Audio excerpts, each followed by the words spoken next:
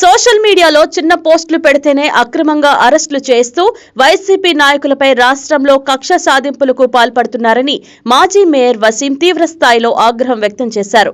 YSR party రాష్ట్ర ప్రధాన కార్యదర్శి media cell incharge Pudi Srihari అరెస్టును ఆయన తీవ్రంగా ఖండించారు. శ్రీహరి ఏమి తప్పు చేశారని అలా అక్రమంగా తీసుకువెళ్లారని ప్రశ్నించారు. సివిల్ డ్రెస్ లో వచ్చిన కొందరు వ్యక్తులు పోలీసులమంటూ కనీసం నోటీసులు కూడా ఇవ్వకుండా శ్రీహరిని తీసుకువెళ్లాలన్నారు. అసలు ప్రజాస్వామ్యంలో ఇలాంటి సంఘటనలు ఉంటాయా అని ఆయన నిలదీశారు. వైసీపీ నాయకుల ఆత్మస్థైర్యం దెబ్బతీయడానికి కూటమి నాయకులు ఇలా పోలీసులను వాడుకుంటున్నారని విమర్శించారు. వైసీపీ నాయకులను ఇలా అరెస్టులు చేస్తున్న పోలీసులు జగన్మోహన్ రెడ్డిపై దారుణంగా పోస్టులు పెడుతున్న వాటి గురించి ఎందుకు చర్యలు తీసుకోరని ప్రశ్నించారు. ఇందుకు సంబంధించి కొన్ని ఉదాహరణలు కూడా ఆయన ప్రస్తావించారు. తాము కంప్లైంట్ ఇచ్చినా కూడా ఇప్పటివరకు ఏ మాత్రం స్పందన ఉండదని, అదే వైసీపీ నాయకుల్ని మాత్రం ఇలా అక్రమంగా అరెస్టులు చేస్తున్నారని విమర్శలు చేశారు.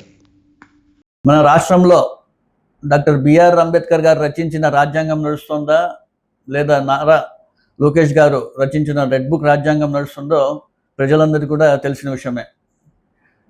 కూటమి ప్రభుత్వం అధికారంలోకి వచ్చి దాదాపుగా 2 సంవత్సరాలు అవుతుంది.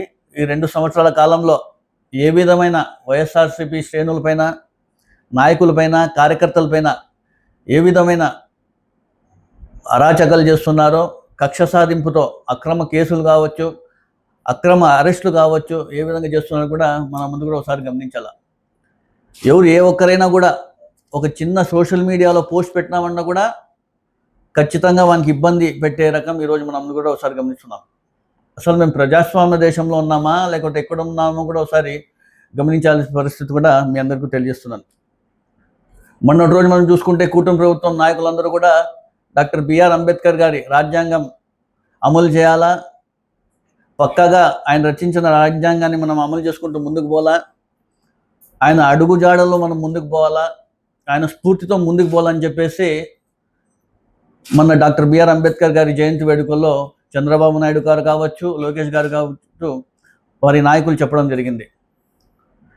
కానీ వాళ్ళు బయటకు వస్తేనే మరుసటి రోజే ఏ విధంగా వాళ్ళు రెడ్ బుక్ రాజ్యాంగాన్ని అమలు చేస్తున్న విషయం కూడా ప్రజలంతో ఒకసారి గమనించాలి.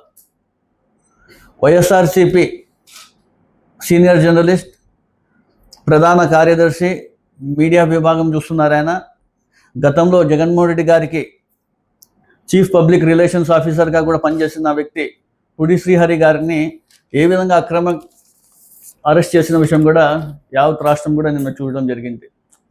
నిన్నటి రోజున శ్రీహరి గారు జగన్మోహన్ రెడ్డి గారికి ఆయన నివాసంకి వెళ్ళి కలిసి వాపసు మరి ఇతని ఇంటికి వెళ్తున్న సమయంలో పోలీసులు మఫ్టీలో వచ్చి ఆయన కార్ని ఆపి అక్కడ ఉన్నట్టు ఆయన కారులోంచి బయటికి బలవంతంగా తీసుకెళ్ళి పోలీసు వాళ్ళ కారులో తీసుకెళ్ళే విషయం కూడా మనం అందరూ కూడా ఒకసారి గమనించాం. అతనితో పాటు ఇంకో వ్యక్తి ఉన్నారు, అతన్ని కూడా బెదిరించి ఇతన్ని తీసుకొని వెళ్ళిన విషయం కూడా మనం చూసాం.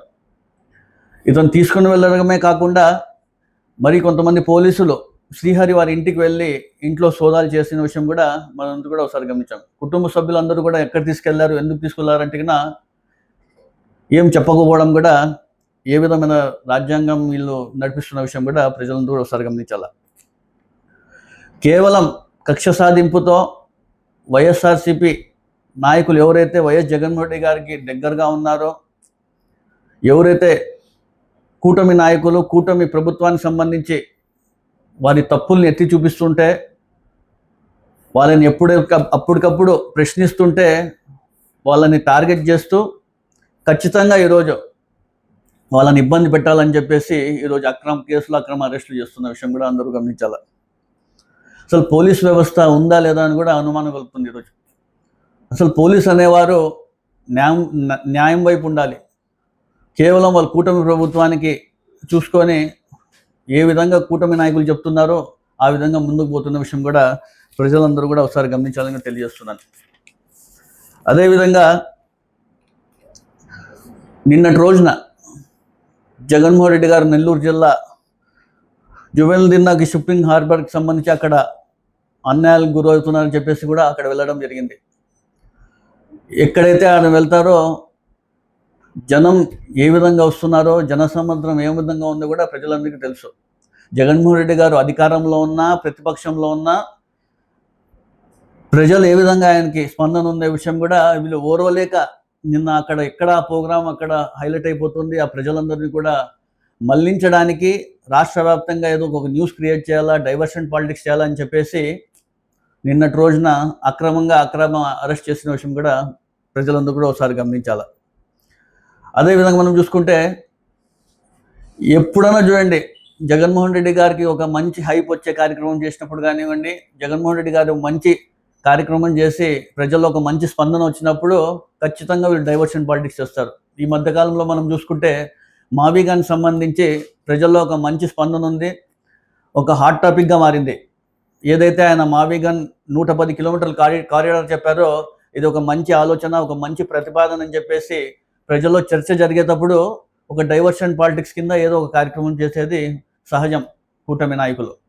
అదేవిధంగా మనం చూసుకుంటే ఏబిఎన్ రాధాకృష్ణ గారు ఆయన ఏ విధంగా మాట్లాడించడం అవన్నీ కూడా చూసాం మనం.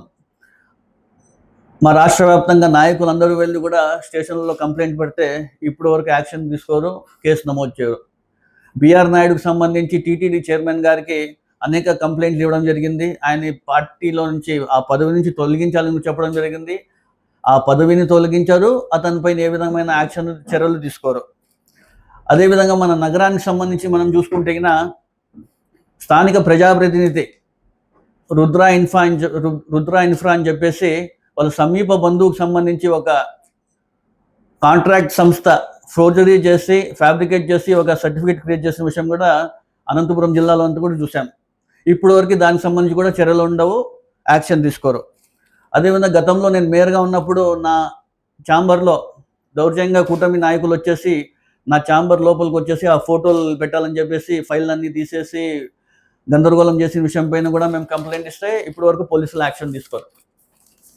చింతకుంట మధు అని చెప్పేసి మా సీనియర్ నాయకుడు వైఎస్ఆర్సీపీ అధికారి ప్రతినిధిగా పనిచేస్తున్నాడు. ఆయన పైన దాడి చేస్తే మేము సాక్షాత్ అందరూ వెళ్ళి కూడా 4th టౌన్లో కంప్లైంట్ ఇచ్చినప్పుడు కూడా పోలీసులు అక్కడ కూడా యాక్షన్ తీసుకోరు, చర్యలు తీసుకోరు, వాళ్ళపైన కేసులు నమోదు చేయరు. మెహతాజ్ అని చెప్పేసి DCMS సంబంధించి ఆమె ఆటోలో ఏదో ట్రాకింగ్ డివైజెస్ పెట్టినారని చెప్పేసి UJC తరఫున మేమందరూ కూడా వెళ్ళి DSP గారికి కంప్లైంట్ కూడా ఇవ్వడం జరిగింది. ఇవన్నీ ట్రేస్ అవుట్ చేయండి, ఎవరేం పెట్టినారని చెప్పి కూడా అది కూడా యాక్షన్ తీసుకోరు, చర్యలు తీసుకోరు. కానీ ఒకరోజు మన మాజీ కార్పొరేటర్ తనయుడు ఒక దిమ్మకర్తున్నా అని చెప్పేసి గుల్జార్పేటలో అక్రమంగా అరెస్ట్ చేసినారు, మేమందరూ కూడా ఎలా చేస్తారు, మీరు అక్రమంగా అరెస్ట్ చేస్తారని చెప్పి పోలీస్ స్టేషన్ గారు అందరికీ మా నాయకులందరూ కూడా పోయి ప్రశ్నిస్తే మా పైన అక్రమ కేసులు పెడతారు.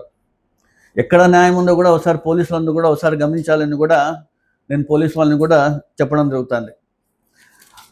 అదేవిధంగా చూసుకుంటే టీడీపీ అఫీషియల్ వెబ్సైట్ కావచ్చు, ITDP వెబ్సైట్ కావచ్చు, నారా లోకేష్ గారి వెబ్సైట్ కావచ్చు, ఫేస్బుక్ కావచ్చు, చంద్రబాబు నాయుడు గారి ఫేస్బుక్ కావచ్చు, వారి నాయకులకు సంబంధించి కావచ్చు, వాళ్ళ కార్యకర్తలకు సంబంధించి ఫేస్బుక్లో కావచ్చు, ఇన్స్టాగ్రామ్లో వైఎస్ జగన్మోహన్ రెడ్డి గారి పైన ఏ విధమైన పోస్ట్ అయినా పెట్టవచ్చు.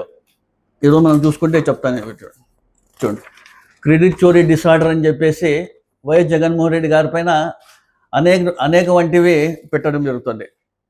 జగన్ రెడ్డి అండదండతో రెచ్చిపోతున్న వైసీపీ సోషల్ మీడియా సైకోల్ అని చెప్పేసి జగన్మోహన్ రెడ్డి గారి పైన ఏ విధమైన ఇలాంటివన్నీ పెడతారు. దేశం మొత్తం అమరావతి వైపు నిలబడితే మా జగన్మోహన్ రెడ్డి తప్పని చెప్పేసి ఇలా పోస్ట్ పెడతారు. అదేవిధంగా జగన్ రాజధాని నాశనం చేశాడని చెప్పేసి ఇట్లా మా వైఎస్ జగన్మోహన్ రెడ్డి గారి పైన అయితే కదా వీళ్ళు ఏ విధమైన పోస్టులు పెడితే వైఎస్ఆర్సీపీ నాయకులు కార్యకర్తలు మాత్రము మౌనంగా ఉండాలి. టీడీపీ నాయకులు ఏ విధమైన పెట్టని ఇలాంటి పోస్టులు ఇలాంటివన్నైనా పెట్టని మేము మాత్రం చూస్తూ ఊరికే ఉండాలి. ఎన్ని కంప్లైంట్లు మా రాష్ట్ర నాయకులు కానివ్వండి, మా వైఎస్ఆర్సీపీకి సంబంధించిన నాయకులు అందరూ పోయి కంప్లైంట్లు ఇచ్చినా కూడా ఏ ఒక కేసు నమోదు చేయరు, యాక్షన్ తీసుకోరు. ఎక్కడో రాప్తాడులో ఒక వైఎస్ఆర్సీపీ కార్యకర్త ఒక సోషల్ మీడియాలో కూటమి ప్రభుత్వానికి సంబంధించి ఒకటి ఏదో పెట్టాడని చెప్పేసి పోస్ట్ పెట్టాడని చెప్పేసి ఆ పిల్లోడిని అదుపులో తీసుకొని అది వచ్చేసి శ్రీహరి గారు పెట్టించినారని చెప్పేసి మీరే క్రియేట్ చేసుకొని శ్రీహరి గారిని అరెస్ట్ చేయడం ఎంతవరకు సమంజసమో ఒకసారి ప్రజలందరూ కూడా ఒకసారి గమనించాలని నేను తెలియజేస్తున్నాను. ఖచ్చితంగా ప్రజలందరూ గమనించాలా. పోలీస్ వ్యవస్థ ఏ విధంగా పనిచేస్తుంది ఈరోజు కూటమి ప్రభుత్వానికి భయపడి ఈరోజు వైఎస్ఆర్సీపీ నాయకులకు ఇబ్బంది గురి చేస్తున్నారు. రాబోయే రోజుల్లో ప్రజలందరూ కూడా ఖచ్చితంగా వైఎస్ఆర్సీపీకి అండగా ఉంటారని నేను తెలియజేసుకుంటున్నాను. జగన్మోహన్ రెడ్డి గారు చూస్తే కన్నా గతంలో మనం చూసాం